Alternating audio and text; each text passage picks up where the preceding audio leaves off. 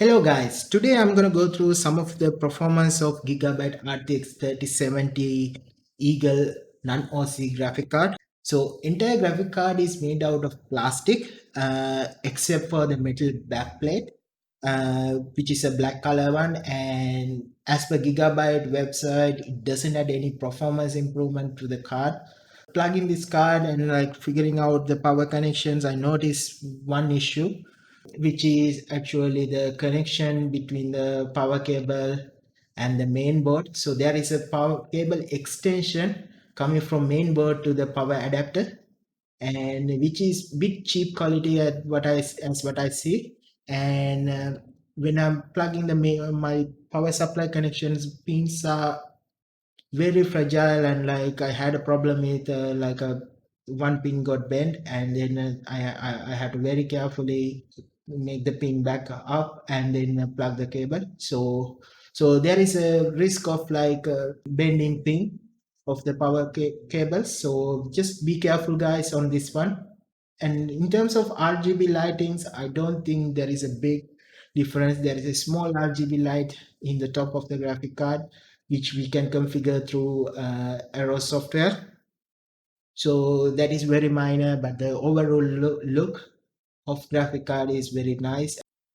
And before we start the benchmark, I want to go through a little bit about my PC specs. So CPU I'm running is Ryzen 3700X, and power supply is 750 watts gold power supply, and memory is 16 gigabytes DDR4 32 megahertz, and I'm running Windows 10 Pro edition with the latest patch of 2004.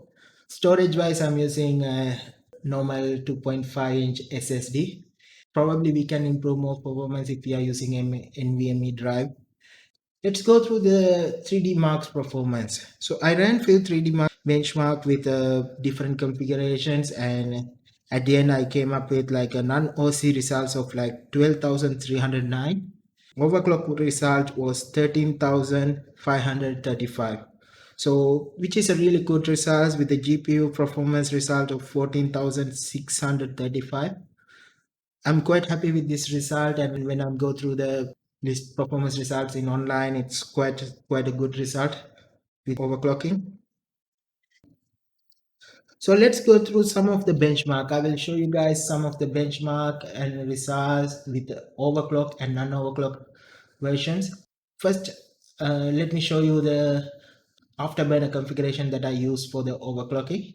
So all the benchmarks are running on 1440p resolution, because what I think is this graphic card is mainly shine on 1440p resolution, but indeed you guys can see in the online reviews there are lots of results regarding this one, and you can compare this result and see whether how it's performed. And also note that guys, I'm not a professional GPU reviewer, so my benchmark results may be very, please keep it with a grain of salt so that you guys can just get the high level idea about how these graphic cards performs among the other 3070 graphic cards.